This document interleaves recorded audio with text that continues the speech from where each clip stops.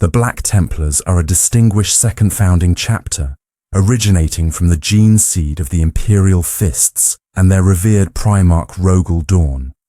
Their legacy is deeply intertwined with the defense of Terra during the Horus Heresy, a tumultuous time that saw them rise to prominence in the aftermath of the heresy.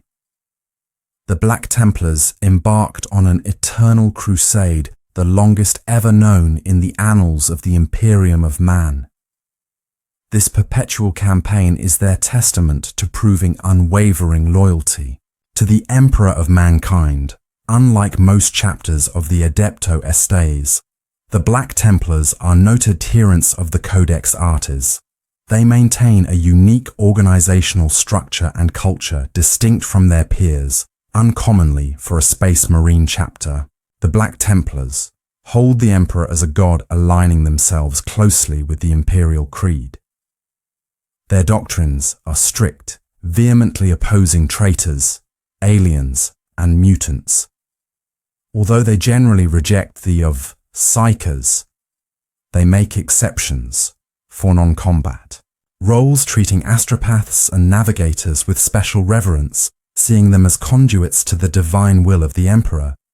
They also stand out by not incorporating librarians into their ranks, since the catastrophic event, known as the Howling Thief formation, of the Black Templars was marked by conflict.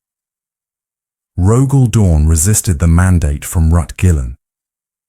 The Ultramarines, Primarchto, break up the Space Marine legions into smaller chapters. This resistance nearly led to the branding of the Imperial Fists as heretics. It was only when faced with the brink of civil war that Dawn consented, allowing the formation of new chapters, one of which was the Black Templars. Sigismund, the first High Marshal of the Black Templars, responded to this mandate by assembling a vast war fleet and commencing the greatest crusade in Space Marine history, a crusade that has persisted for 10 E000 standard years. The Black Templars forsook the notion of a single home world. Instead, they opted for a nomadic existence, establishing chapter keeps on every conquered world. These keeps serve as bastions to monitor Fort Reachery, launch future crusades, and recruit new warriors. Each subsequent High Marshal of the Black Templars has upheld Sigismund's legacy, perpetuating the crusade against the alien, the heretic, and the witch. They are holy Crusaders, relentless in their mission to spread the Emperor's light to the darkest corners of the galaxy. The organizational structure of the Black Templars is a reflection of their crusading nature. The chapter is divided into numerous highly mobile units known as crusades. Each crusade is commanded by a marshal, an officer equivalent to a captain in a Codex Artis compliant chapter, whose authority is second only to the High Marshal. Typically, the chapter is organized into no more than 3 major crusades at any given time, though this number can increase during periods of significant conflict within each crusade. Tactical units known as fighting companies are formed. These companies are analogous to the standard CEX Estares companies and are led by officers titled castellans, similar to lieutenants in other chapters upon the successful conclusion of a crusade's mission. The fighting companies may be reassigned to new objectives merged into other ongoing crusades, or integrated into the High Marshal household. The decision to launch a crusade can originate from the strategic deliberations of the High Marshal and senior chapter officers, or from petitions by other imperial institutions. The High Marshal often entertains requests from the highest echelons of the Imperium, including the Senator Imperialis, and sometimes influential inquisitors or rogue traders. Although he is under no obligation to comply the Black Templars' penchant for crusades, more than mere tradition, it is an intrinsic part of their identity formed from the most zealous members of the Imperial Fists. The chapter's ethos was shaped by the intense drive to continue the Great Crusade and exact retribution for the Horus Heroes' betrayals. This further combined with their genetic legacy psycho-conditioning and a deeply ingrained sense of honor and duty has made each Black Templar a paragon of the crusading warrior knight. Their combat doctrines emphasize close-quarters battle and a disdain for retreat, often leading them into perilous engagements to honor their fallen comrades. The Black Templars also diverge from standard Codex doctrine by integrating neophyte directly into veteran squads, facilitating their rapid indoctrination and combat training alongside seasoned warriors. The Black Templar were pioneers in the adoption of the Land Raider Crusader, a variant designed for optimal anti-infantry capabilities, which reflects their preference for close-range combat. Unlike standard Land Raiders equipped with las cannons, the Crusader model features Hurricane patent bolters and increased troop capacity, enabling it to deliver larger squads. Into the heart of battle, one of the most notable aspects of the Black Templars is their defiance of the Codex. The status restriction on the chapter's size, their decentralized nature with numerous crusades spread across the galaxy, makes it difficult to keep an accurate count of their numbers. Estimates suggest that the chapter may number several thousand warriors, far exceeding the typical chapter strength of 1. The Ormeo, 0 Space Marines. This significant force, if united, represents a formidable power that warrants close scrutiny. By the Inquisition, in their unwavering dedication to the Emperor, the Black Templars continues to embody the spirit of Eternal Crusade, bringing the Emperor's justice to the farthest reaches of the galaxy and upholding the legacy of their forebearers with unyielding passion on the eve of battle. The Emperor's champion leads the Black Templars in renewing one of the 4 vows of the chapter, each one instilling these austere with righteous fury that is expressed on the battlefield in different ways. These vows include: suffer not the unclean to live. The Black Templars swear to release their unclean foes, heretics, mutants, xenos, and traitors from the suffering of their lives, striking them down with great fury. Uphold the honor of the Emperor. The Black Templars uphold the Emperor's honor and face their enemies. Attacks head-on rather than cower. Behind cover, such is their indomitable faith that they can withstand blows that would fail. Even other arties abhor the witch destroy. The witch, the Black Templars' hatred of the mutant and the warp, drives them into in battle. Should their enemy ranks include a pyre, they will rush to vanquish them with renewed effort. Their hatred enhances their will, making them highly resistant to psychic abilities. Accept any challenge, no matter the odds. The Black Templars swear to answer any challenge, and should an opportunity present itself, they will always charge to meet their enemies in close combat.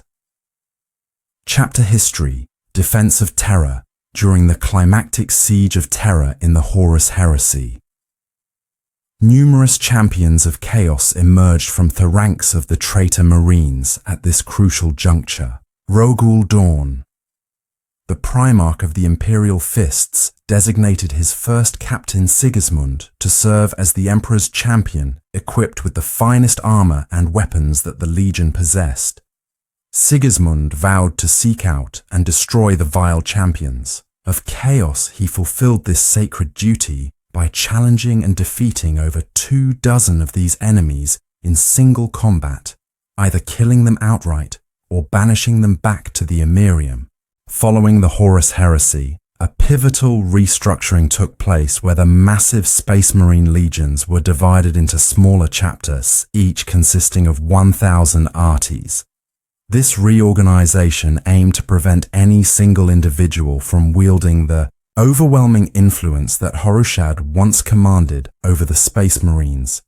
Initially, Rogul Dawn, charged with the defense of Terra, resisted the division of his legion. He clashed vehemently with Ruta Gillen, the Primarch of the Ultramarines, on this. Ishudor accused Gilman of cowardice for his absence during the defense of Terra, while Gilman in turn accused Daw of heresy and questioned his loyalty to the Emperor. The debate divided the remaining Primarchs, Leman Russ of the Space Wolves and Vulcan of the Salamanders, sided with Dar opposing the division of their legions. Conversely, Jagatai Kh of the White Scars and Korax of the Raven Guard supported Gilman's call for reorganization. The conflict escalated to the point where the Imperial Navy attacked the Imperial Fist Strike, Cruiser Terrible. Angel faced with the threat of another civil war, Dar finally acquiesced and agreed to the division of his legion. The second founding zeal makes all things possible. Duty makes all things simple. Sigismund, 1st Captain Legio. Estara's Imperial Fists as part of the second founding. The Imperial Fists were divided into 4 distinct chapters. The younger warriors formed the Crimson Fists, while the hand-picked elite continued as the Imperial Fists. The specialists in orbital assaults were long thought to have formed the ranks of the Soul Drinkers. Chapter, a belief that was later debunked. The 4th chapter born from the Imperial Fists was the Black Templars, Sigismund appointed. As the first High Marshal gathered the most fervent and devout warriors from the Imperial Fists. These warriors, sharing Sigmund's fervor, adopted the black and white armor that mirrored their leader own. They embarked on an unending Imperial crusade to prove their undying loyalty to the Emperor, rejecting the Codex of Status, which Sigismund viewed as an affront to the teachings of Rogel Dawn. The Black Templars ventured into the depths of space, waging war directly against the enemies of the Imperium. Over the centuries, the chapter has diverged even further from the standard doctrines of the Adeptus Artis. Embracing a radical faith in the Emperor's deity, the Black Templars have cultivated a fervent zealotry and aggressiveness that unnerves many of their fellow Space Marine chapters. Despite this deviation, their commitment to eradicating the foes of humanity remains unwavering. Sigmund's vow to prove his loyalty, never resting in the prosecution of his duties against the enemies of the Emperor, has been renewed by every High Marshal since this unbroken oath has driven the longest Space Marine crusade in the history of the Imperium for over 10,000 years. The Black Templars have carved the authentic path of destruction through the stars, their ardor and dedication coming to the fore during the wars for Armageddon.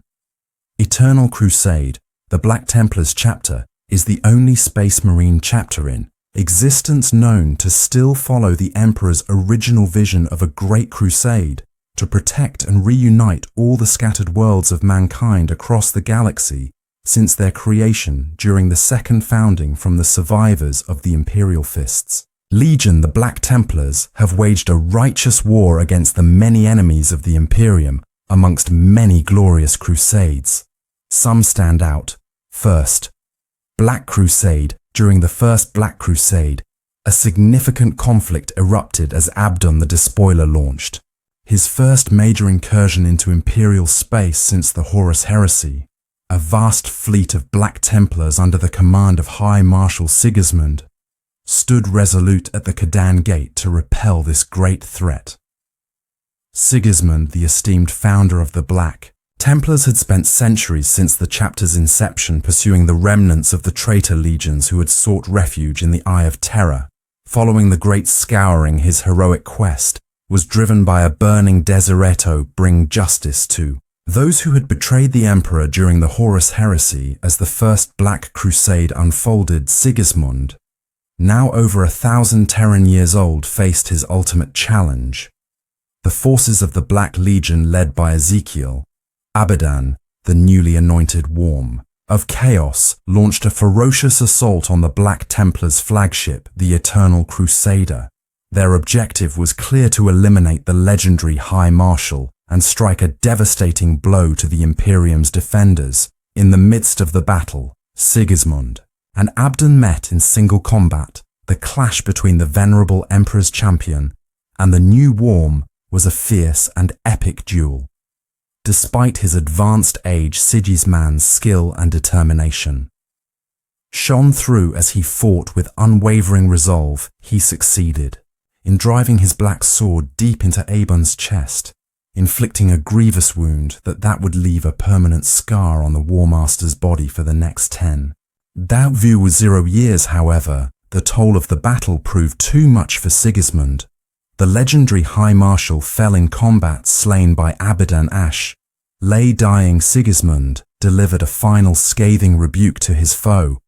"You will die as your weakling father died, soulless." Honourless, weeping, ashamed, though the Black Templars were ultimately forced to retreat from the engagement, the ferocity of Sigismund's defence forced the Black Legion to withdraw from the Eternal Crusader to tend to their wounded chaos, lord and confront their other adversaries. The battle, while a tactical defeat for the Black Templars, demonstrated the indomitable spirit and enduring legacy of their founding High Marshal.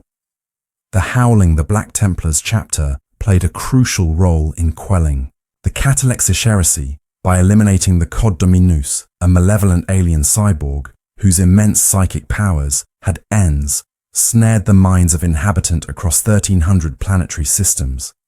This nefarious entity wielded its formidable psychic presence to exert absolute control over these worlds, bending them to its will.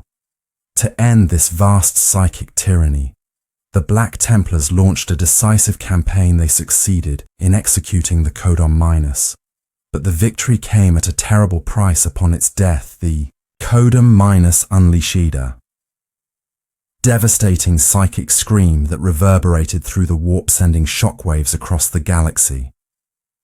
This psychic backlash, amplified by the immaterial tides of the warp, incinerated the minds of 1 billion astropaths, the vital navigators of the Imperium who communicate across the vast interstellar distances using their psychic abilities. The catastrophic psychic outburst also severely disrupted the Astronomicon, the vital psychic beacon that guides Imperial ships through the treacherous currents of the warp. As a result, millions of void ships were stranded, lost in the vastness of space. Without the Astronomicon guiding light, the upheaval plunged entire subsectors into chaos and barbarism as the communications and directives from the Adeptus Terra were severed. Without the central authority and coordination of the Imperium, these regions regressed into anarchy and darkness. This calamitous series of events, marked by the widespread loss of life and the descent of numerous worlds into disorder, came to be infamously known as the Howling. The name reflects the harrowing cries and the profound disruption that echoed throughout the galaxy in the aftermath of the Codon Minus's death, serving as a grim reminder of the far-reaching consequences of psychic warfare. Wars of apostasy. The Wars of Apostasy, also referred to by the Black Templars as the Eternal Crusade, were a series of bloody conflicts against the forces of the renegade High Lord Go Veni during the Age of Apostasy in the 36th millennium. This era was marked by Vanir's tyrannical rule over the Imperium, during which he wielded immense power and sowed widespread chaos throughout much of this period. The Black Templars remained largely detached from the internal strife of the Imperium, focusing instead on their eternal crusades against the enemies of humanity. However, their apathy towards the political turmoil came to an abrupt end when their crusade fleets returned to the Segmentum Solar, only to find that their cherished chapter keeps had been obliterated by orbital bombardments. These attacks were executed by the Ecclesiarchy's militant arm, the Frateris Templar, under Vani's orders. Outraged by this betrayal, High Marshal Candace of the Black Templars declared in the year 378 of 36 millennium that a crusade would launch against Vani himself on Terra. This crusade was not only a campaign for retribution, but also a battle to restore the sanctity of the Imperium. The Black Templars, allied with their progenitor chapter, the Imperial Fists, alongside the Soul Drinkers, the fervent Firehawks, and units from the Martian Tech Guard. This formidable coalition brought the fight directly to the heart of the Imperium, Their combined forces besieged the vast ecclesial palace on Terra, the stronghold from which Vanir orchestrated his despotic reign. The climax of the crusade saw the forces of Vanir crumbling under the relentless assault. Ultimately, the end of Vanir's tyranny came not from the outside invaders, but from within his own ranks. Alicia Dominica, a former member of Vander's personal bodyguard, and later the revered founder of the Adeptosaurus, struck the final blow. Her act of retribution marked the conclusion of the Wars of Apostasy, sealing Vanir's fate and ending his oppressive regime. The Terran Crusade, as remembered by the Black Templars, stands as a testament to their unyielding resolve and their readiness to defend the Imperium from internal threats just as fiercely as they do against external foes. The siege and eventual overthrow of Vanir's power were pivotal in restoring order during one of the most turbulent periods in the history of the Imperium, the Second Purging of Lrti II. Purging of Lrti took place in the year 543 of the 36th millennium, during the broader Ealor Crusade led by Marshal Gervat of the Black Templars. Lrti, a planet renowned for its devout pilgrimages, had long been a beacon for the faithful who journeyed to witness its famed sites like the Hill of Heretics and the Plain of Purity. The Black Templars under Marshal Gwart arrived on Lrti with the intent to draw inspiration from the planet's historical demonstrations of faith. However, they were appalled by the abhorrent transformation that had taken place. The once holy sites had become centers for grotesque blood rituals and human sacrifices, all performed in a twisted quest for genetic perfection to the Black Templars. These horrific practices bore an unsettling resemblance to the vile cult rituals dedicated to the ruinous powers. Marshal Gervat swiftly decreed that Elar's corrupted populace must be purged to cleanse the planet of its degeneracy before the crusade could continue. Over the course of 4 standard years, the Black Templars engaged in relentless combat against the inhabitants of Lrti. The final battle saw the remaining defenders driven back to the Plain of Purity, where they made their desperate last stand at the Hill of Heretics. There, the Black Templars decisively crushed the forces of Lrti, eradicating their army and putting an end to the planet's descent into heresy. The Zealous Crusade. The Zealous Crusade was a pivotal military campaign initiated by the Black Templars, led by their High Marshal Ludust. This crusade targeted the Zealous star system, a previously isolated and self-sufficient region rediscovered by the Imperial on the distant fringes of the galaxy in the late 39th millennium. For many centuries, Zealous had thrived independently, and its inhabitants were resistant to the influence and control of the Imperium. Initial efforts to integrate the system into the Imperial fold were met with staunch defiance. The first missionaries, dispatched by the Missionaria Galaxia, were brutally executed, a clear message of the system's rejection of Imperial rule determined to bring Zealous into compliance. A second contingent of Imperial priests returned this time, escorted by the strong warriors of the Black Templars, under the command of High Marshal Laldus. The Black Templars launched a series of aggressive operations against the rebellious worlds of Zealous, achieving significant victories over the system's defenses. However, the campaign reached a critical impasse when the Templar encountered the heavily fortified hive cities of Tireless itself. These sprawling urban fortresses proved exceedingly difficult to penetrate. Despite numerous assaults, the Templars were consistently repelled, suffering substantial casualties in their attempts to breach the formidable defenses. The breakthrough came from an unexpected quarter. The Black Templars' artificer Simus devised a groundbreaking innovation that would turn the tide of the crusade, the Land Raider Crusader. This new variant of the venerable Land Raider was specially engineered to break through enemy fortifications and deliver squads of Aries directly into the heart of the battle. The Land Raider Crusader was equipped with impressive firepower and heavily reinforced armor, allowing it to smash through Therebus defenses of the Zealous hive cities. Its ability to transport and deploy arties directly into the thick of the fighting provided the Black Templars with the tactical advantage they needed. With these new machines at their disposal, the Black Templar could finally overcome the resistance of the Zealous defenders.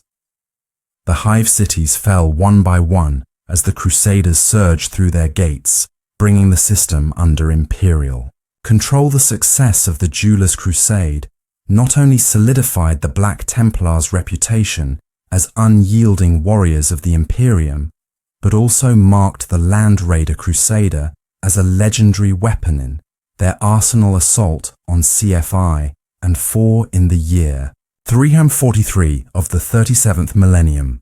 The Black Templars liberated the world of Sepian IV from the grip of the Alpha Legion. In the aftermath of this victory, they established a chapter keep in the northern chain of the Harakeh Mountains. This fortress served as a strategic base for launching further crusades into the treacherous Ghoul Stars and beyond. Over the span of 4 millennia, the keep became a vital fixture on Keen, 4 always hosting at least one Crusader squad and serving as a crucial recruiting ground. The planet's fierce martial culture provided a steady stream of neophyte eager to prove their worth and join the ranks of the Black Templars. In the early years of the 37th millennium, Castel and El's Thunder Crusade fleet arrived in orbit above Sepian IV. Their mission was to gather fresh neophytes to bolster their forces in quelling a series of chaos cultist uprisings within the Dominion of Storms. Chaplain Devin the Castellan, overseeing the chapter, keep assessed the readiness of the Nephites and subjected them to an intensified final trial by fire deep within the Harakeh Mountains. Unknown to the Black Templars, the Alpha Legion had not forgotten. Kefi and 4, they had subluan seeds of discord among the planet's populace and forged sinister alliances with the Duari. To divert the Templars' attention from their true objectives, as the surviving Nephites completed their grueling trial, they were being escorted back to their transports by seasoned initiates of the chapter. Keep It was during this return journey that the Duari struck, launching a swift and deadly assault. The Dark Eldar sought to capture the new recruits as slaves and eliminate the chapter keep's defenders. The Black Templars fought with desperate ferocity to protect their charges. Chaplain Devin and his wife Warriors managed to escape the ambush and boarded a flyer turn to the keep. However, as they ascended, a missile stray from the mountainside and struck the flyer, crippling its engine. The pilot sent a brief distress call before crashing in the foothills only a few kilometers from the safety of the chap. To keep immediately, a search and rescue team was dispatched to retrieve any survivors and secure the Genon seed and relics of the fallen. As the Black Templars neared the crash site, they encountered a shambling horde of mutants. Heretics and traitors, the ambush had been a ploy to lure the Templars into a trap. Realizing the enemy's intention, the Templars braced for a larger confrontation. A vast host of Chaos forces led by Alphol Legion Chaos Space Marines and a rogue Psyker of immense power launched a full-scale assault on the chapter keep for several days. The Black Templar withstood relentless attacks. Their heavy weaponry and fortified positions inflicted devastating losses on the enemy, who fell in their thousands. Despite the immense pressure, the Black Templars held firm, demonstrating their indomitable spirit and unwavering resolve, recognizing the need to end the siege. Swiftly, Chaplain Devin devised a bold plan. He led a strike force deep into the heart of the enemy's formation to eliminate their leaders. In the ensuing battle, Devane personally killed the rogue pyre, while the Emperor's champion heroically destroyed a chaos defiler in single combat, the Black Templars' tenacity and martial prowess ultimately turned the tide. The forces of chaos, deprived of their leadership and facing unyielding resistance, began to falter and retreat. Seizing the moment, the Black Templars launched a final counterattack, driving their enemies from the field. They showed no mercy to the retreating foe, ensuring that none who had dared to oppose them survived the D's crusade. The Declat Crusade was a monumental imperial campaign, waged against the legendary Orc Wagsmart by the combined forces of the Crimson Fists and Black Templar Space Marine chapters. This war erupted in the densely populated Declat system, where the Orc hordled by war boss Giesot had swept through planet after planet, leaving devastation in its wake. Initially, the Crimson Fists saw significant victories, managing to push back the Green Horde and reclaim territory. However, the Orcs' inexhaustible numbers soon began to turn the tide. The Xenos Horde surged forward with renewed ferocity, threatening to overrun the crucial Forge world of Declat 4 and the sprawling hive cities on Declat 5. The situation became dire, and the people of Declatisson out a desperate call for reinforcements. In response, the Black Templars answered this plea for help, arriving in force to bolster the Bagger Crimson Fists as a testament to their unity and resolve against the seemingly endless Orc threat. Warriors from both chapters began to fight side by side, often in mixed squads, and even exchanged elements of their heraldry to symbolize their solidarity. The combined might of the Crimson Fists and Black Templars turned the progress of the battle together. They spearheaded daring assaults deep into Orc-held territories, aiming to strike at the heart of the enemy's command structure. Their strenuous efforts culminated in a climactic engagement where they managed to locate and kill the warboss Xot. The death of the warboss threw the Orc forces into disarray, letting Imperium be the victor. Despite their triumph, the campaign came at a steep price. Both the Crimson Fists and Black Templars suffered grievous losses as they faced wave after wave of Orc assaults. Yet their sacrifice and bravery earned them eternal honor within the Declay system. The valiant Aras of both chapters are celebrated as heroes, their deeds during the Declat Crusade remembered as a shining example of courage and brotherhood in the face of overwhelming adversity. The Imperium Crusade. The Imperium Crusade was a daring campaign initiated by the Black Templars Space Marines against a formidable force of Khornate chaos, cults on the planet Imperium 9.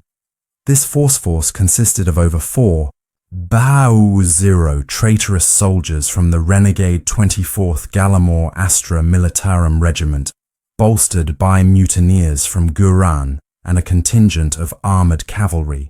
The Black Templars' strike force, commanded by Castellan Enas, numbered only 30, faced with overwhelming odds and insufficient ammunition to hold off the heretical horde. Athanas devised a bold strategy that relied on his troops' unwavering discipline and willingness to execute his orders without hesitation, regardless of how difficult they might be.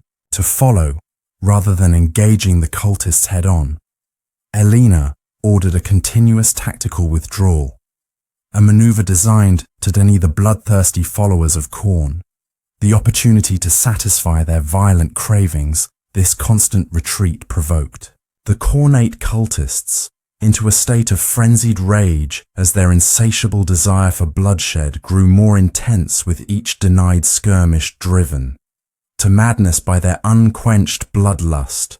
The Khornate forces eventually turned on themselves in an uncontrollable orgy of violence.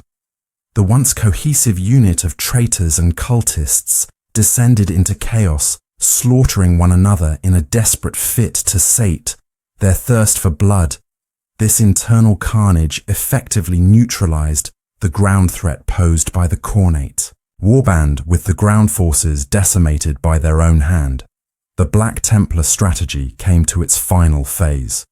2 Black Templar strike cruisers arrived in orbit around Imperium 9, targeting the heretics' vessel. The cruisers unleashed their firepower, ensuring that no surviving Chaos forces could escape to spread further destruction across the Imperium. The Eternal Crusade concluded with the total annihilation of the cornered heretics. Castellan Annis' cunning and the unyielding resolve of his Black Temp had turned a desperate situation into a resounding victory, preventing the Cornate warband from wreaking further havoc in the galaxy. The Eternal Crusade, given the Black Templars' esteemed reputation as relentless crusaders, it might come as a surprise that they were not initially involved in the launch of the Eternal Crusade into the Jericho Reach. The reasons behind their absence are rooted in the complex interplay of rivalry and feudalism that characterizes the interactions among the Imperium's major institutions. These details are known only to a select few among the highest ranks of the Crusade staff. When the Eternal Crusade was first conceptualized, its planners sought the imperative support of the Black Templars. The task of approaching the chapter fell to a fervent prelate, Imperialis named Nadab Saul. Fortunately, Saul's arrogance overshadowed his mission. Instead of humbly requesting the Black Templars' assistance, he issued demands, rather than appealing to their sense of duty. He berated them, he threatened them with disgrace, instead of offering the promise of glory. The only recorded account of what transpired during this ill-fated meeting was captured by Theengram Cortex of a Cot B. Accompanying the envoy, Saul's confrontation ended with him being forcibly removed by enraged Black Templars, furiously accusing them of being traitors to the Emperor and vowing retribution for their supposed cowardice.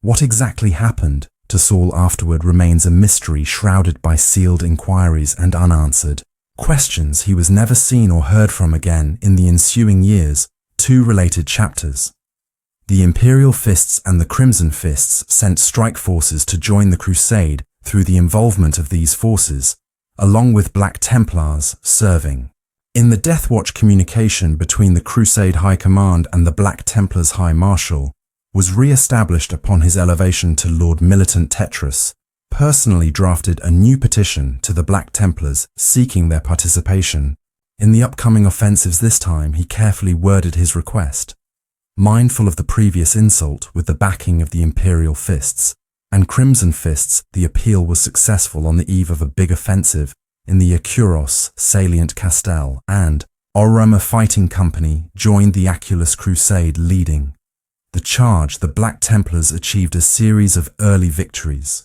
although these successes were largely confined to local engagements and did not reflect the broader conflict across the salient. Warhammer Company swiftly advanced through the regions around the Blood Trinity, culminating in the daring bowing of the Space Hulk known as the S of Desecration. Warhammer and his sword brethren took control of the massive vessel, directing it into an enemy-held orbital station. The resulting destruction was catastrophic, reportedly obliterating 500,000 servants of chaos and triggering tectonic upheavals on the planet below. Despite these initial triumphs, the Black Templars' victories were exceptions. During the opening weeks of the Eternal Salient campaign, soon Rama's forces found themselves dangerously overextended and at risk of being encircled by a vigorous enemy. Counterattack faced with overwhelming opposition, Lord Tetris ordered a strategic withdrawal back towards Karlak and the fortress worlds of the Iron Collar.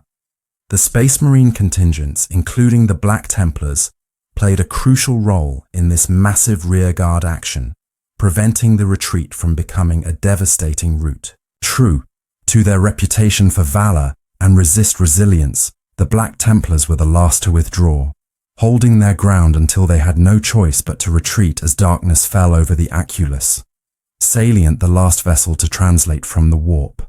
On the fringes of the Karlak system was the strike cruiser Adian Gulf, carrying Rama and his warriors.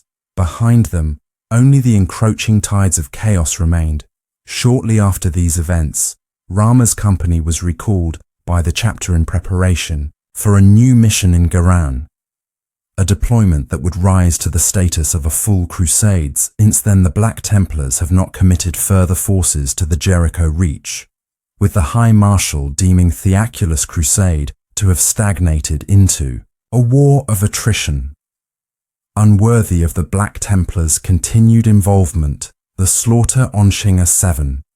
In the year 930 of the 41st millennium, the frozen expanses of the Imperial ice world shrink. A 7 became the battleground for a devastating conflict against the forces of the Necron overlord, Imhotep, the Storm Lord, Imhotep. The Fon of the mighty Sortek dynasty launched an assault upon the planet, forcing the local defenders to retreat into the intricate cryonite mines that dotted the landscape. Despite the fierce resistance, the Necrons could not prevent the planet's astropath choir from sending out a desperate distress signal. The call for aid was answered by a swift response from a Black Templars strike force, led by Marshal HBRE undeterred.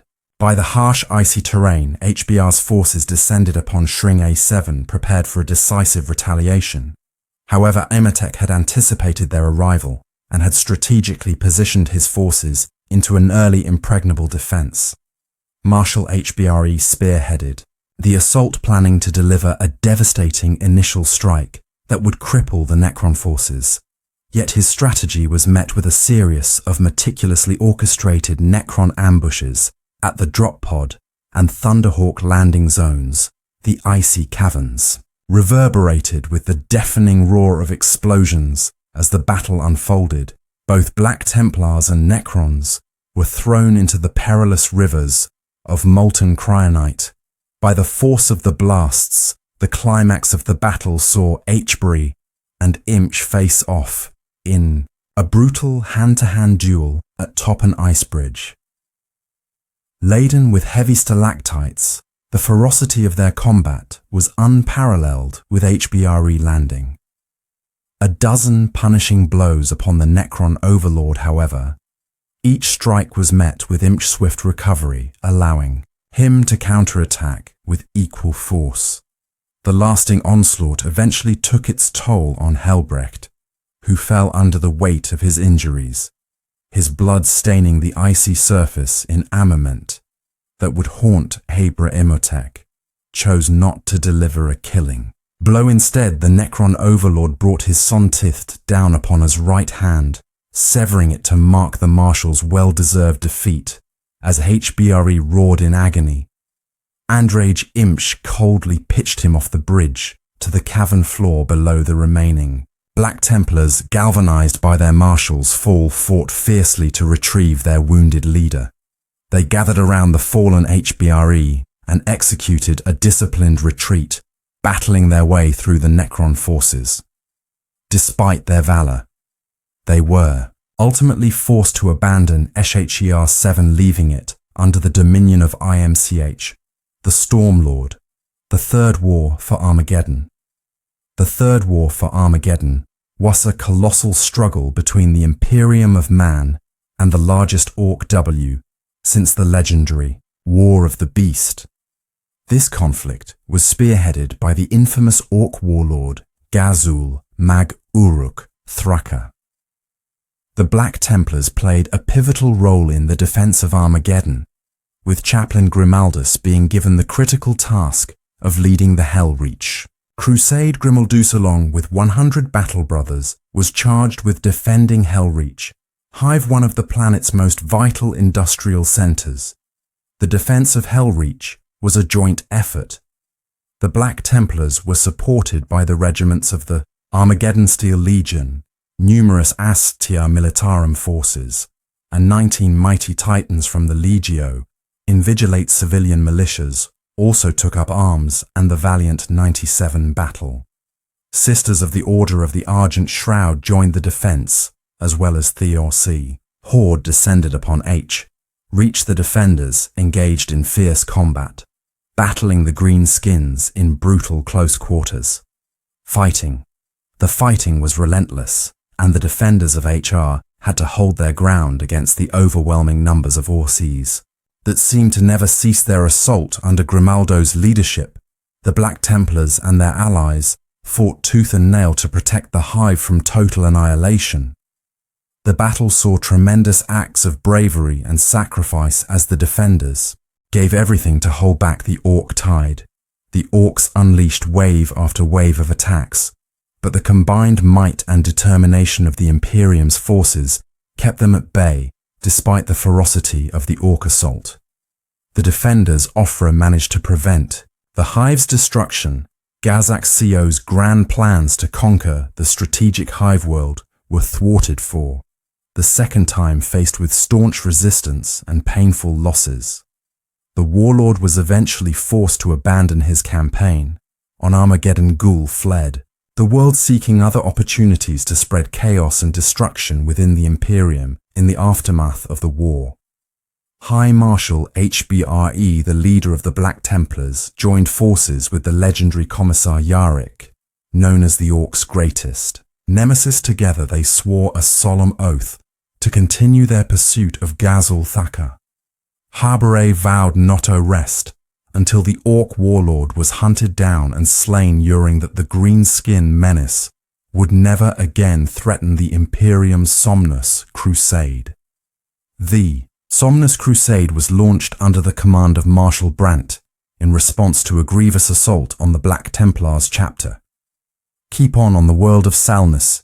This devastating blow was orchestrated by the Orc warlord Moral Grykar, a brutal chieftain of the Bloodscar Orc tribe determined to exact vengeance.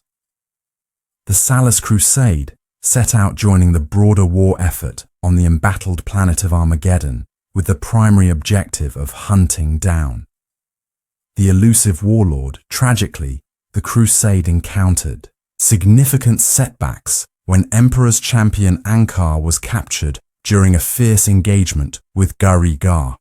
Though the Black Templars came agonizingly close to eliminating the Orc warlord, Grykar survived his injuries worse. Still, he was resurrected. As a cyborg, his body augmented with mechanical enhancements that gave him renewed strength and vitality, adding to the Templars' humiliation.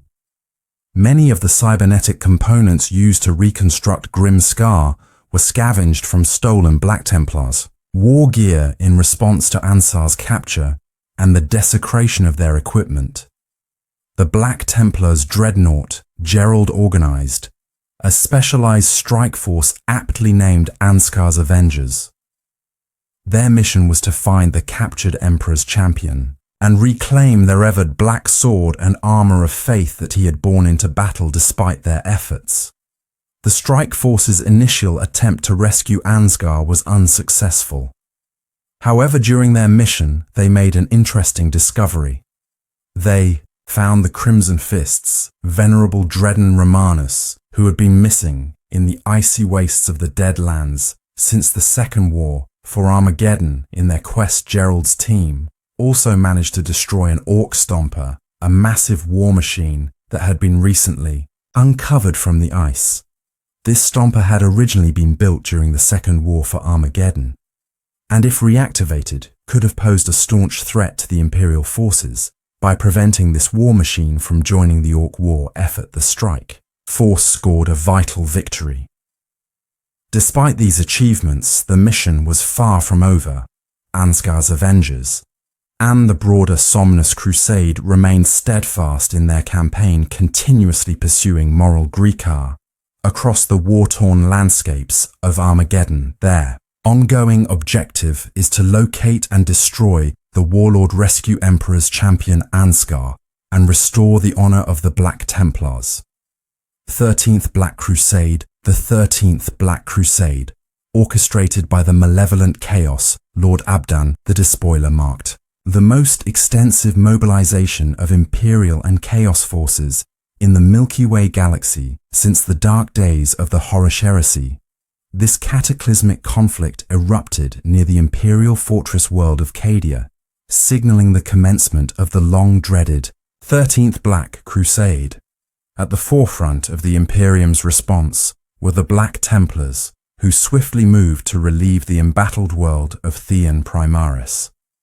The Templars launched a decisive attack, dispersing the Chaos War fleet with relative ease. Following this victory, they executed a smooth and uncontested planetfall outside the massive logistical support complex managed by the Departamento Munitorum in Hive de Mer.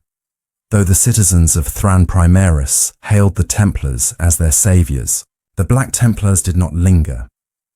Their focus remained firm, fixed on their primary objective to pursue and repel the forces of chaos back to the Eye of Terror.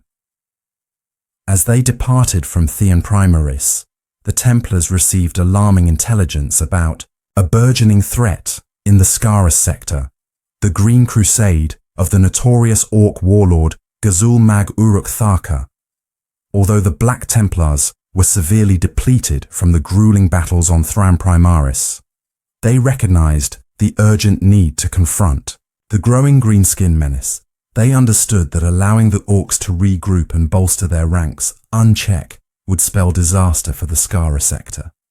With this grim understanding, the Black Templars resolutely set course for the Scarus sector, prepared to engage Gajak forces and thwart his burgeoning campaign.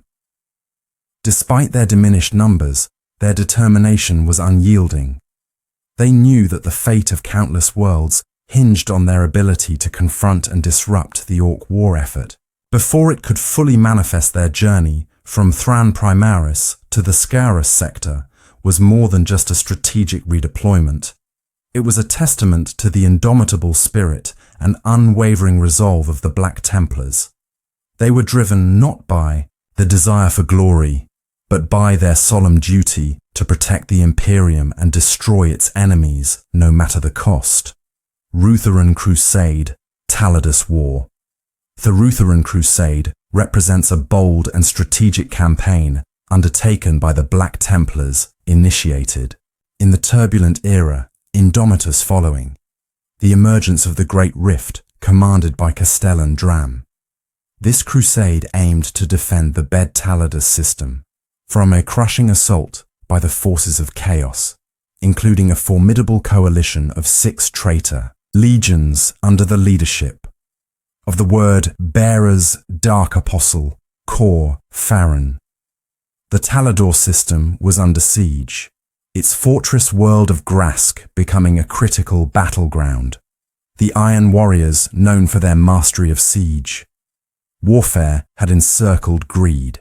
As nearly impregnable citadel the fortress Resolve, they relentlessly bombarded its shield walls, while their demonic allies surged against the defenders' dramas, arriving with his Gladius strike force, quickly assessed the dire situation through tactical updates broadcast from the polar stronghold. Amongst the chaos, Drem identified the true menace.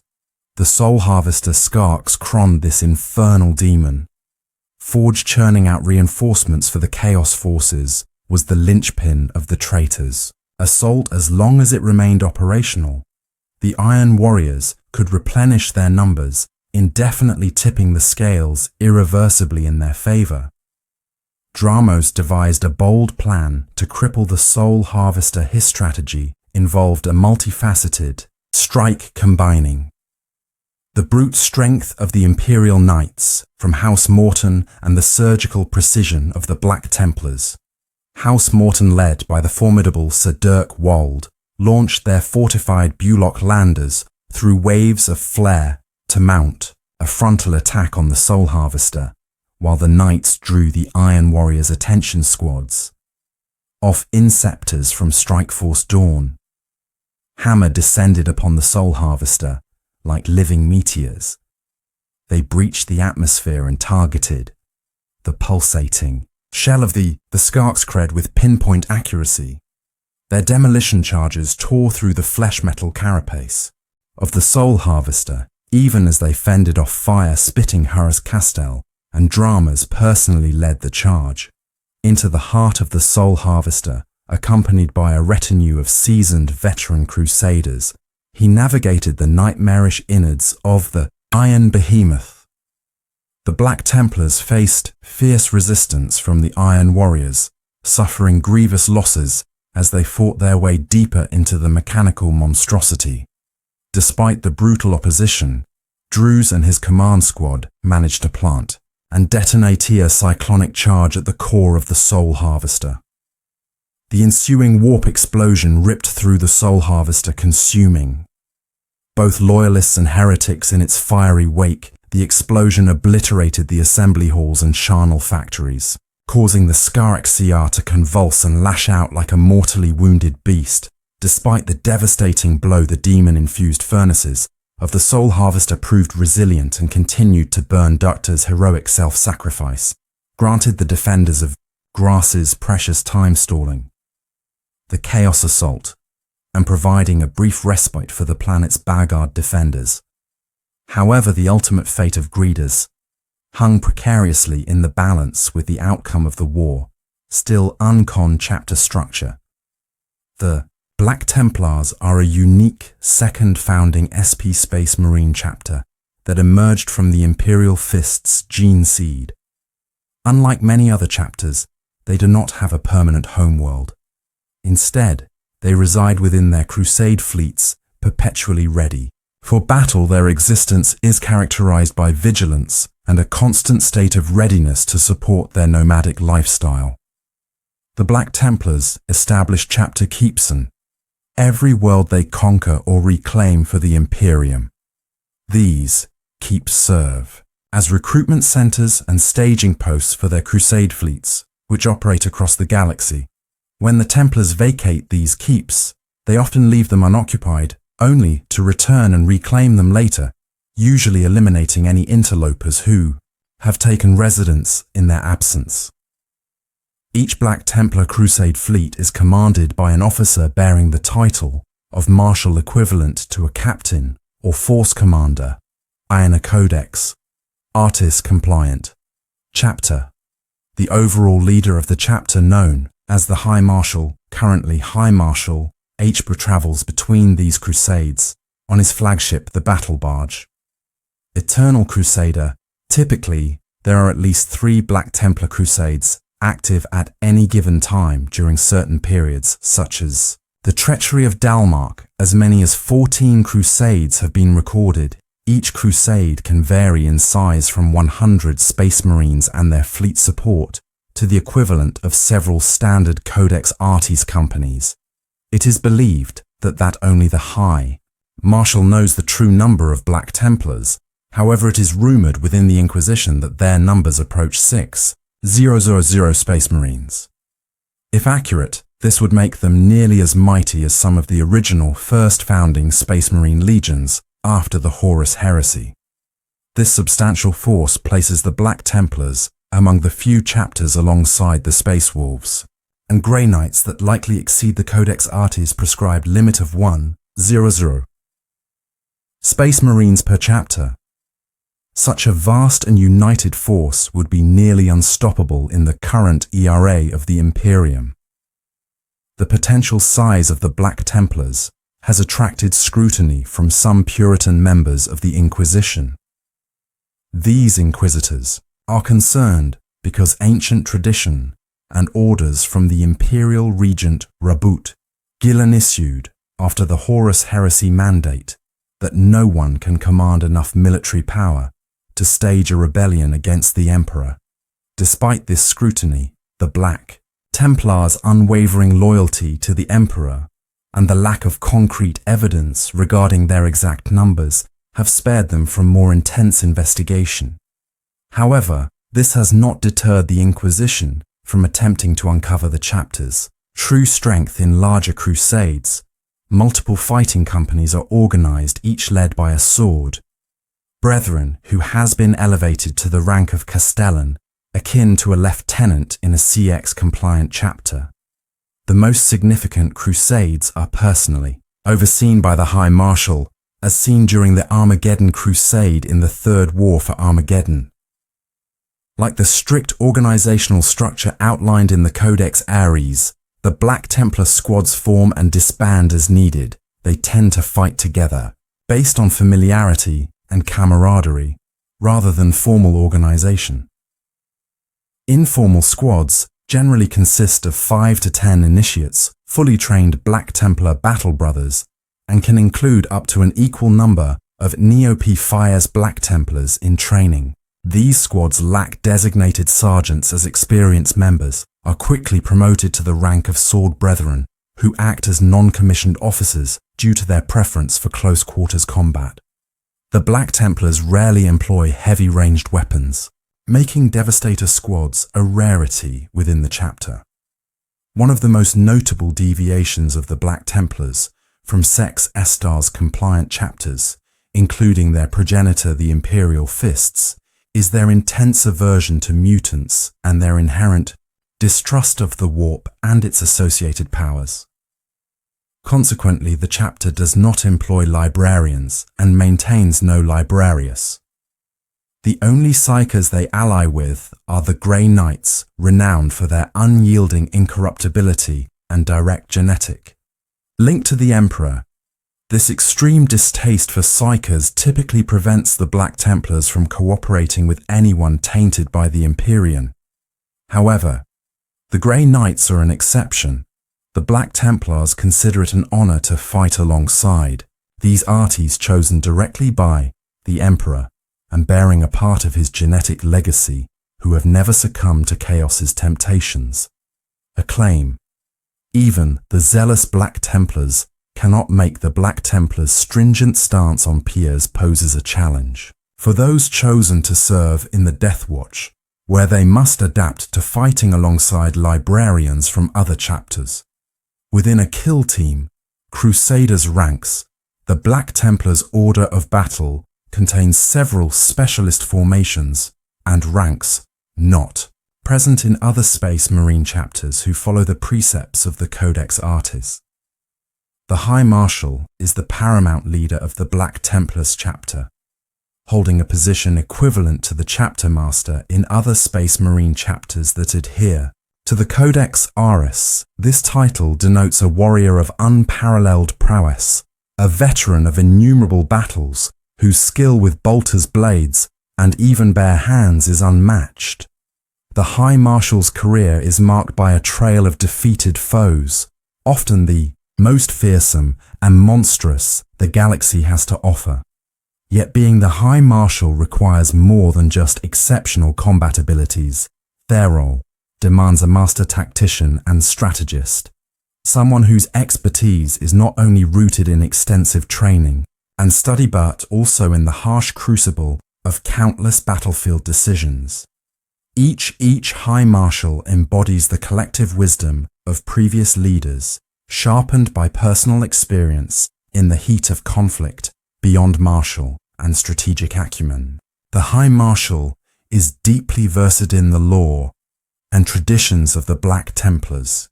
He is entrusted with all the chapter's secrets and carries the weight of its legacy as the ultimate authority over the chapter's ceaseless crusades. The High Marshal oversees their progress, determining their strategic objectives and guiding their employment across the galaxy. Occasionally, the High Marshal's role transcends strategic oversight as he directly influences the morale and performance of the Crusades. With his presence, his visits are rare and highly significant, providing direct inspiration and rallying the Templars to even greater acts of valor. The autonomy of the High Marshal within the Imperium is extraordinary. Unlike many military leaders who must answer to the High Lords of Terror, the High Marshal exercises considerable independence. He alone decides where his forces will strike free from external command or interference. This autonomy allows the High Marshal to direct the Black Templars' relentless crusades against the enemies of the Emperor, making strategic decisions solely based on his judgment and the needs of the chapter. In essence, the High Marshal is not only the foremost warrior of the Black Templars, but also their supreme commander and custodian of their stored heritage, wielding unmatched power and responsibility within the Imperium. Marshals are the distinguished and formidable leaders who command the individual crusades of the Black Templars equivalent in rank to the captains found in Codex A's compliant chapters. These seasoned Space Marines exhibit exceptional tactical press and are second only to the High Marshal in terms of experience and battlefield acumen. The role of a Marshal is of utmost importance as they are entrusted with the sanctity and success of their crusade. This responsibility is both sacred and glorious, requiring a leader who is not only a peerless warrior capable of facing and defeating almost any foe in combat, but also adept in matters that extend beyond the immediate conflicts of the battlefield.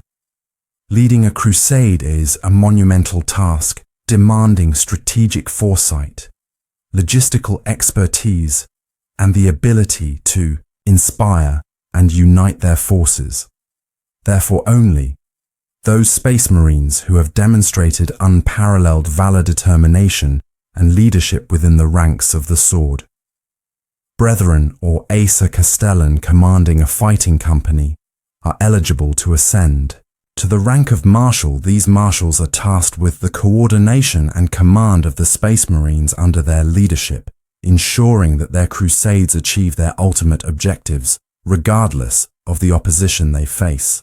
Their role is not merely to fight, but to guide their forces through the complexities of war, adapting to the ever-changing circumstances of battle to lead their crusades to glorious victory. In essence, Marshals embody the ideal of the Black Templar warrior leader, combining unrivaled martial skill with the strategic and inspirational qualities necessary to command their crusades.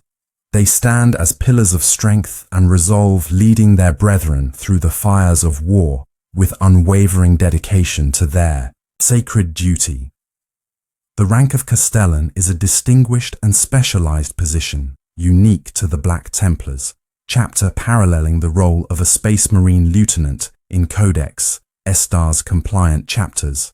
A Castellan is entrusted with the command of an entire fighting company within the chapter, leading them into the thick of battle during the various ongoing crusades of the Black Templars in larger crusades, which may encompass several of the chapter's fighting companies. Each company is led by a member of the Sword Brethren elevated to the rank of Castellan. These esteemed officers are selected from the chapter's veterans, chosen for their unwavering devotion and exceptional leadership abilities. Their journey to this revered position is marked by dedication and a fervent commitment to the chapter's sacred mission. Castellans are seasoned warriors who have proven their mettle on countless battlefields. Their tactical acumen is second to none, allowing them to keenly interpret the flow of combat and adapt their formations with precision. These leaders command respect and loyalty, guiding their Space Marines not only through their commands, but also by their example on the front lines. The role of a Castellan extends beyond mere leadership in combat. They embody the very essence of what it means to be a Black Templar, a dedicated warrior upholding the legacy of Sigismund and the Emperor. Through their actions and decisions, they impart invaluable lessons in the art of war and the brutal craft of dealing death to the Emperor's enemies. Each Castellan serves as a beacon of martial prowess and zealous fervor, inspiring their brethren to achieve greatness and to uphold the stored traditions of the Black Templars there. Leadership is not just about strategy and tactics, it's about instilling a deep sense of purpose and an unyielding commitment to the chapter's Eternal Crusade. The Sword Brethren are the elite warriors of a Black Templars crusade, comparable to the veteran First Company of a standard Codex compliant chapter. These exceptional fighters are inducted into the Marshal's household, signifying their elevated status within the chapter, no longer required to train knights. They receive additional training, particularly in the use of tactical dreadnought armor. Upon completing this specialized training, Sword Brethren don Terminator armor whenever it is available, often choosing melee weapons to complement it, as close combat is a domain where the Black Templars truly excel, like many of their brethren. Sword Brethren typically fight alongside those they are most familiar with, rather than in strictly organized squads, they can always be found in the thickest parts of the battle, leading by example, and embodying the martial prowess of the Black Templars.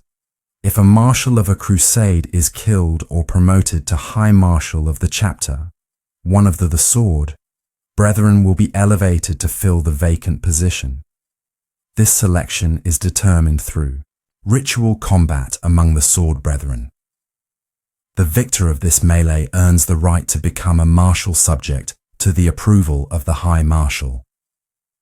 Notably, there has been only one instance in the history of the Black Templars where the High Marshal withheld or reversed his approval, known as the Jervat repeal of the 36th millennium, to signify their elite status. Sword brethren often wear cream-coloured cloaks and have red trim on their black pauldrons. These distinctive markings denote their position as the finest warriors within the Black Templars, a testament to their combat skills, leadership qualities, and unwavering dedication to the Emperor's cause during the climax of the Siege of Terror in the Horus Heresy. Captain Sigismund, the first captain of the Imperial Fists Legion, was entrusted by his Primarch Rogel Dawn to lead the ground forces, while the Emperor Dar and Sanguinius led the charge against the traitor Worm's battle barge. Sigismund was given the title of Emperor's Champion, a designation sometimes applied to Dar himself, thereby establishing a new tradition that the Black Templar direct descendants of Sigismund continue to honour. Sigismund was equipped with the best armour and weapons the Legion possessed, and vowed to confront and destroy the foul champions of chaos he sought out, and challenged over 24 enemy leaders in single combat, either killing them or banishing them back to the Imeri. His devotion to the Emperor, the Imperium, and the Great Crusade made him an exemplary figure of what the Leonese assails could aspire to be. The oath he took as the Emperor's champion was so profound and binding that it could never be broken. Although the Emperor fell that day, Sigismund triumphed, helping to rout the enemy forces after Horus's defeat after the heresy, the Space Marine. Legions were reorganized into smaller chapters, despite initially resisting this change. Dower eventually complied. Sigismund's unwavering fire was recognized, and he became the first High Marshal of the newly formed Black Templars. His belief in the eternal continuation of the Great Crusade became the guiding principle of the Black Templars' perpetual crusades since the Siege of Terror.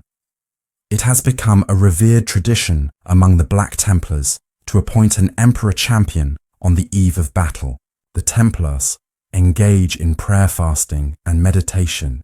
It is common for one among them to experience a vision of their duty and future events.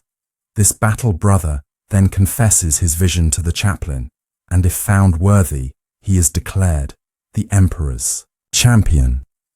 He is then ritually prepared for battle, adorned in the armour of faith and armed with the black sword.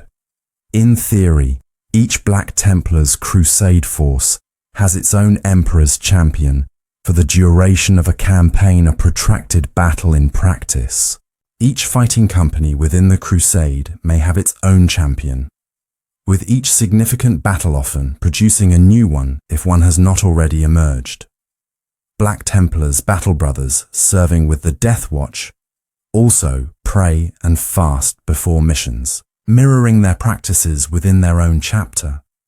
Occasionally, a battle brother may feel the divine certainty of their duty and take up the mantle of the Emperor's champion, without a Black Templars chaplain to officiate. He assumes the role alone, donning sacred relics and declaring his mission.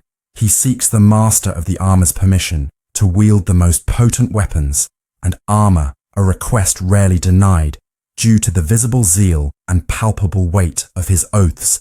The Emperor's champion seeks out and defeats the greatest champions and leaders of the enemy in single combat, serving as a beacon of faith that drives the Emperor's warriors to greater acts of valor. Once his vision is fulfilled and he returns to the Watch Fortress, his duty as Emperor's champion is only discharged by the chaplain's word, allowing him to resume his place among the ranks. In the Black Templars chapter, an initiate is not a new Asares, but rather the rank held by most battle brothers until they earn promotion to the veteran status of a sword. Brethren member initiates perform the majority of the standard tactical roles found within Space Marine chapters. Additionally, each initiate is responsible for adopting and training a Neoi until the Neoi earns the rank of initiate a Neoyin. The Black Templars differs from those in other chapters because they have already completed the physical transformation into Ana-Artes.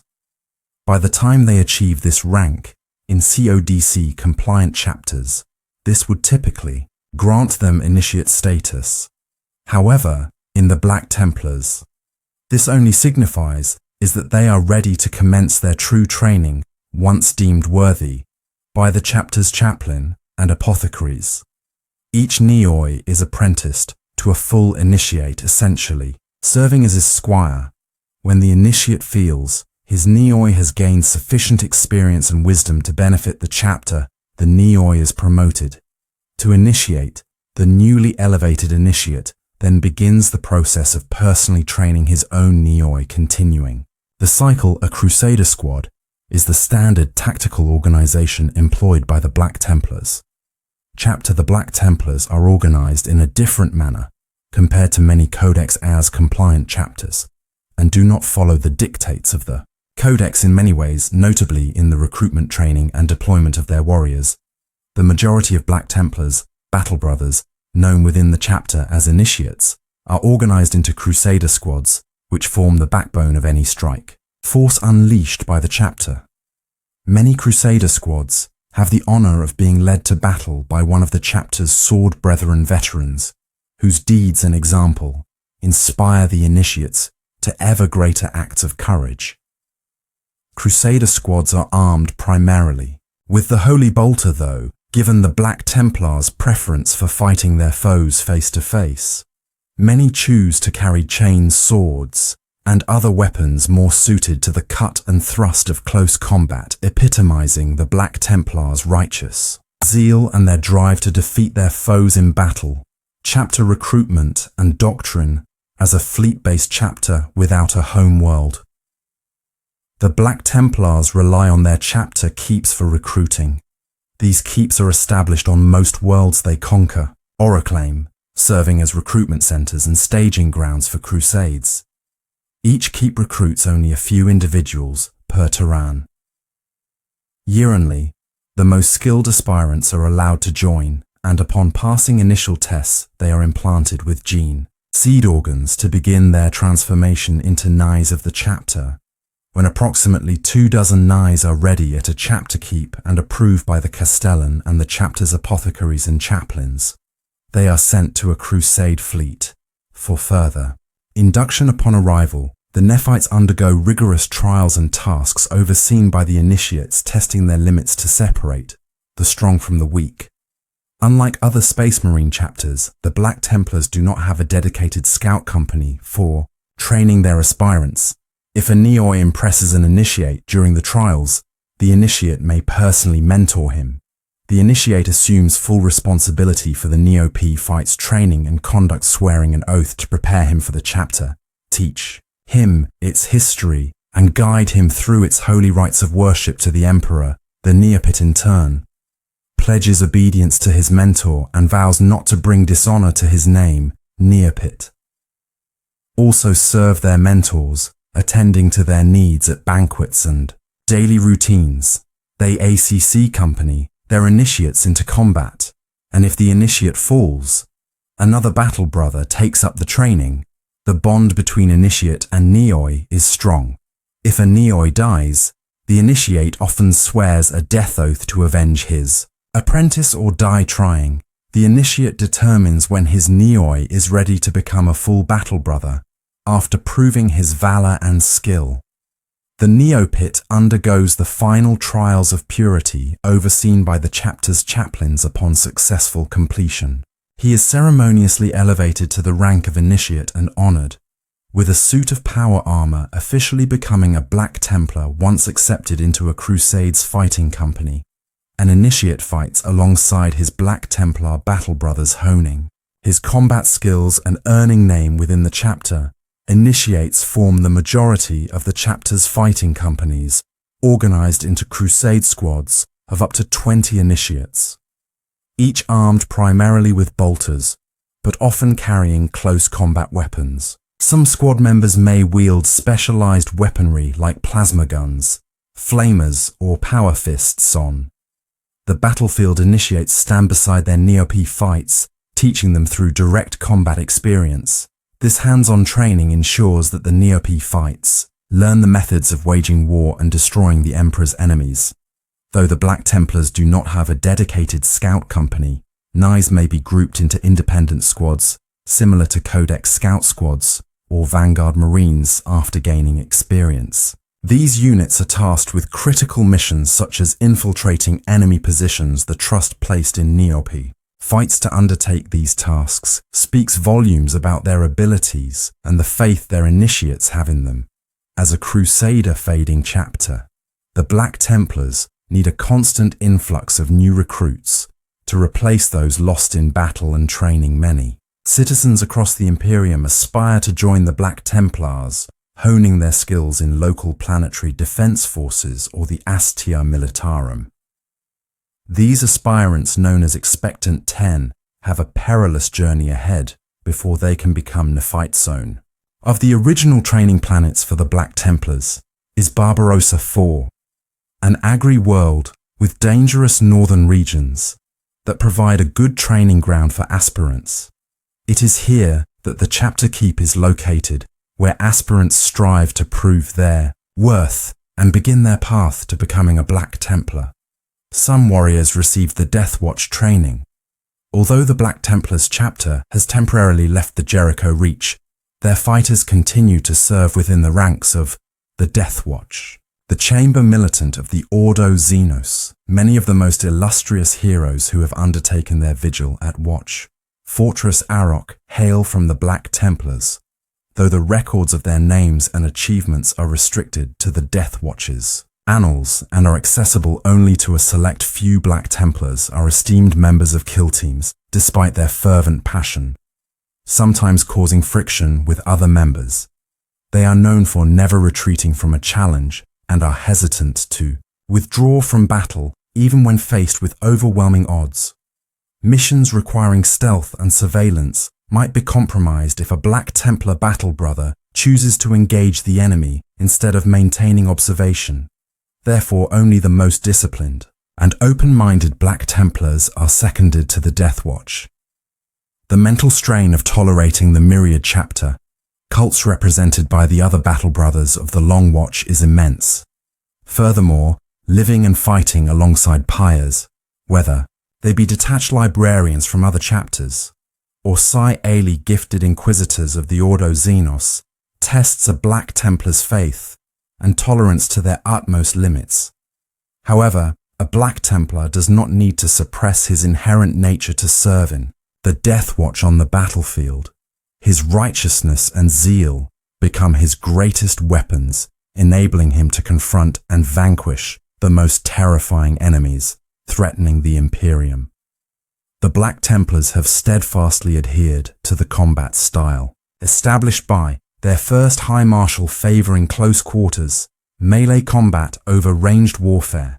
This preference is reinforced by the fervour of the Black Templars initiates, whose righteous fury makes them impulsive and aggressive. They hurl themselves at the enemy with tireless, focused brutality, shouting battle oaths as they tear their foes apart. Their intense hatred for Xenos, Witchkin and rogue psychers drives them to purge these despised enemies wherever they are found in warfare. A Black Templars crusade typically employs two primary tactics. The first is orbital assault, utilizing drop pods and Thunderhawk gunships to execute a mass landing, following a heavy orbital bombardment.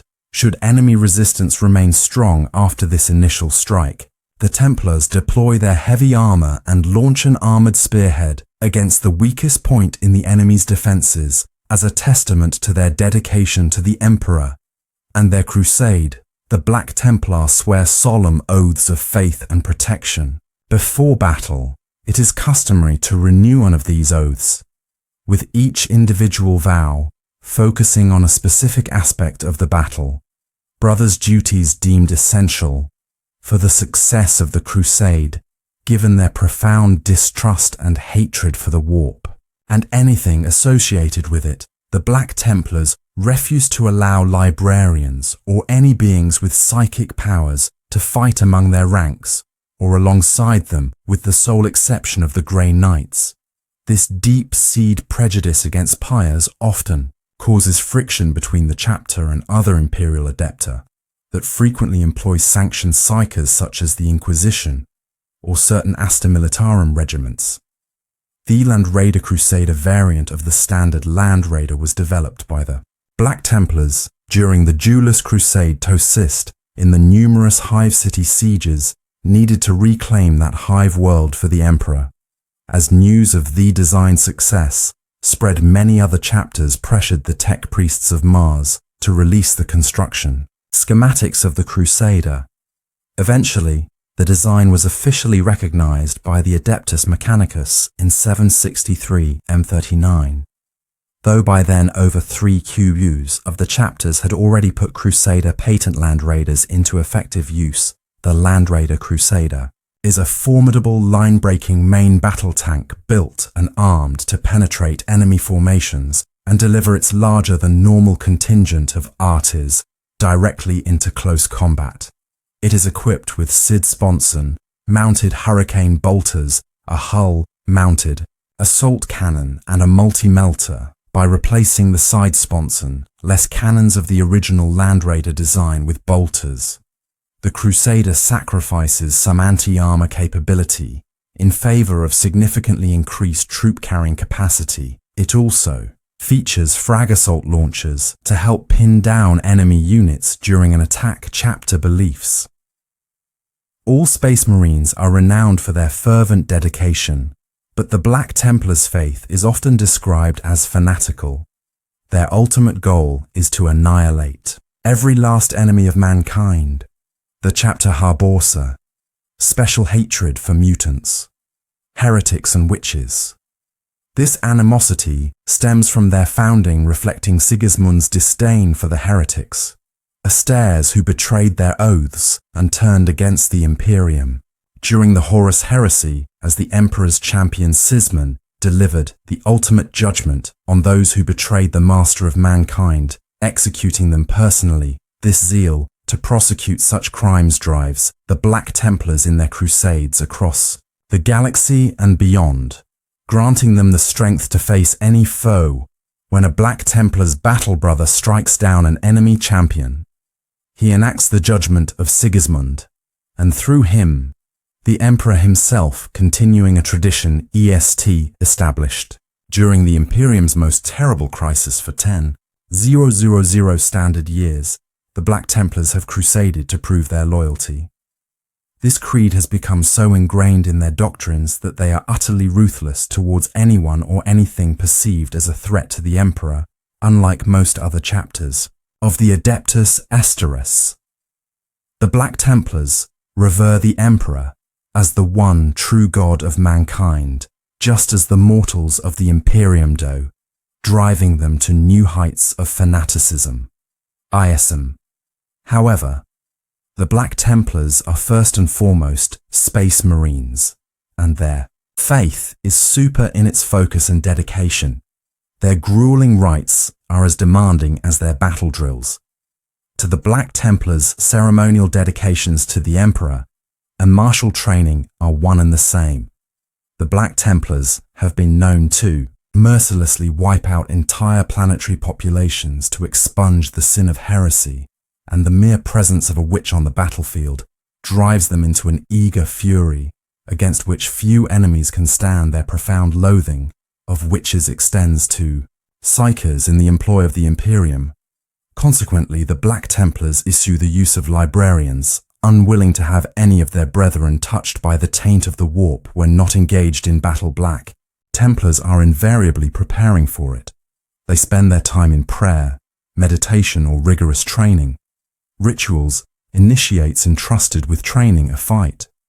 Devote long hours to passing on their knowledge, supervising endless drills, practice sessions, and trials. The brethren often impose many hardships upon themselves, forgoing all but the bare necessities to purify themselves in the eyes of the emperor and their primarch, emulating the example of their founder Sisman when serving alongside other Space Marine chapters.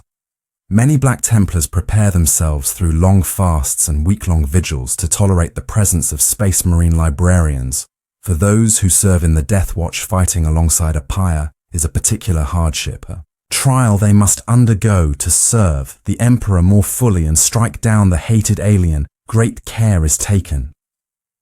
When selecting a Black Templar Forsuck, comment to the Death Watch, only a brother capable of containing his deep-seated intolerance against Psychers can fight to his full capacity.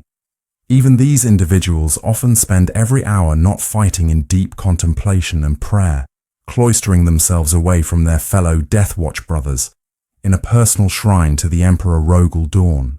And Sigismund, the Battle Brothers of the Black Templars, are united by the fiery zeal that burns within each, a fire first sparked by High Marshal Sigmund himself and stoked daily by the oratory of the chaplain and the exemplary texts each brother reads when not on active duty, while each Black Templar is driven by the same crusading devotion to utterly crush the enemies of the Emperor.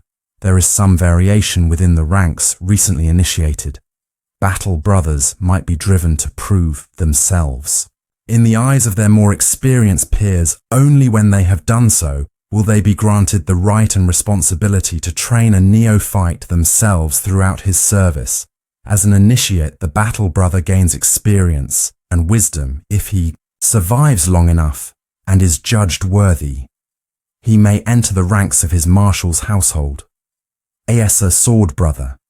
These warriors have learned to temper their hatred with wisdom, serving as an example to the entire chapter.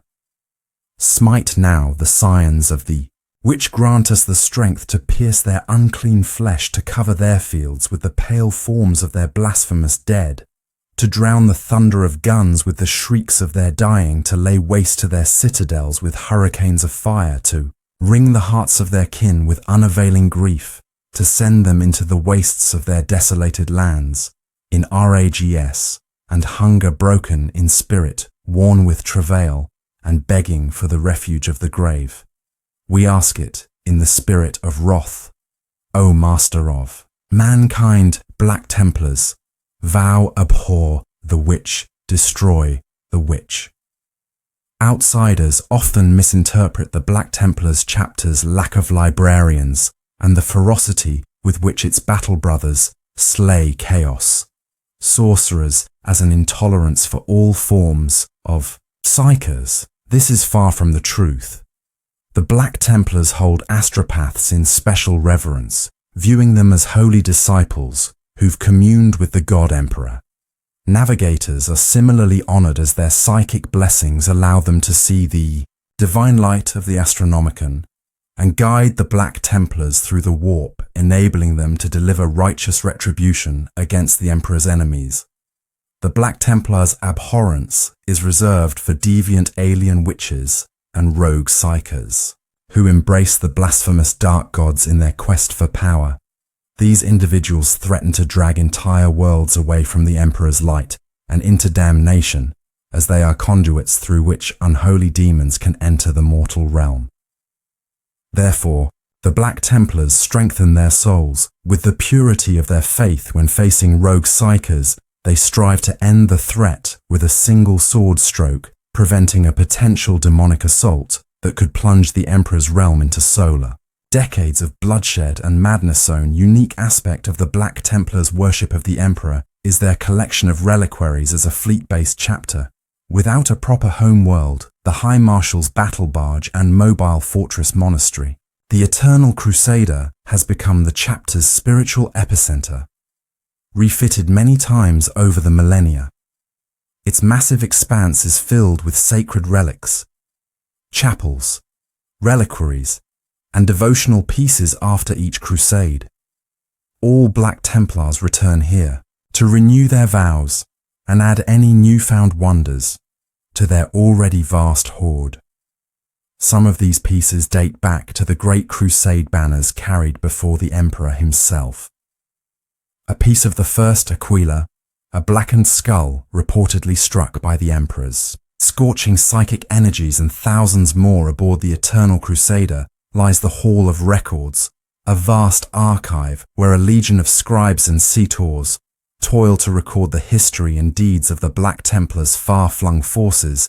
Such duties of record-keeping would normally fall to chapter's librarians, but the Black Templars chapter boasts not a single psychic space marine amongst their ranks.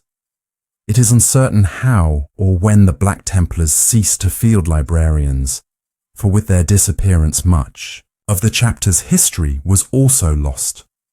Outsiders suggest that as the chapter came to worship the emperor as a god, unlike most of their fellow members of the Adeptus Artis, they took his decree at the Council of Nicaea to disband the Space Marine Legion's Librarius Corps as holy law. Others whispered that the Black Templars' gene seed has somehow deteriorated, or that their librarians were slain during a great war in the chapter's history. Some scholars point to the Black Templars' final battle to end the Catalexis heresy in the 34th millennium, and the apocalyptic psychic death scream that tore through the warp after the slaying of the Cacad Dominus as another possible explanation, whatever the truth the Black Templars have come to accept. The loss of their librarians as part of the Emperor's divine plan. If the Emperor decides to once again bless the Black Templars with librarians, they will embrace it. Until that day, they will wage battle without these powerful warriors at their side. Black Templars have also developed some martial traditions of worship. Most Black Templars bind their weapons to their fists, with devotion chains on the eve of battle. Removing them only once, victory is achieved. This tradition dates back to the Great Crusade. The custom of binding weapons with chains originated with the World Eaters when they were still the loyalist 12 Legion. This practice eventually spread to other Space Marine legions after gaining popularity beyond the World Eaters' fighting pits. Sigmund, the first captain of the Imperial Fists, embraced this custom, with fervor securing his knightly weapons to his wrists. With dense black chains, he made a notable name for himself, dueling with the 12 Legion's finest warriors within the bowels of Primarch Angren's flagship Conqueror, late in the Great Crusade. Unlike the devotion chain, the chain of zeal is a permanent fixture. It is secured to both weapon and armor, with a weld that lasts as long as the Space Marine serves, removing a gauntlet. With the chain still attached is a dishonorable act that brings great shame.